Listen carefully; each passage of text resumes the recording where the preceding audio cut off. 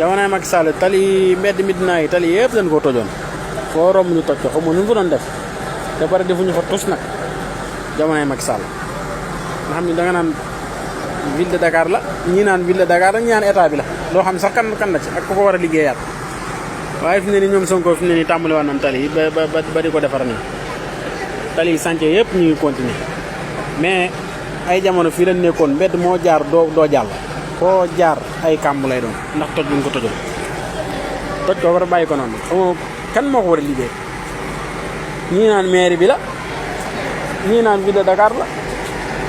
ñii naan waa état bi la Macky Sall la waaye instant yi ñoom Sonko ak Diomaye ñoom ñu ngi koy continuer ñoom parce que ñoom dañuy liggéey te li ñuy liggéey boolewul ci ay wax ñoom dañuy liggéey waaw chantier yi taxawoon yëpp ñu ngi nii démarré waat waaw xam naa ne mbedd yëpp jël nañ ko mbedd yi mag yëpp jël nañ ko léegi ndaw yi rek ñoo des waaw ñu ndaw yi rek ñoo des waaw rii boo dugg fi ne nii def nañ ko nii rii yëpp def nañ ko nii léegi ñu ngi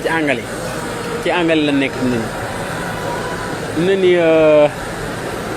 boo xoolee jamonoy Macky Sall ñi ngi naan état bi moo ko war a liggéey ñi naan ville de Dakar la waaye fi ne nii ñi moom bi ñu ñëwee chantier yëpp tàmbali woon nañ ak fu ñu fekk réew mi teewul chantier yëpp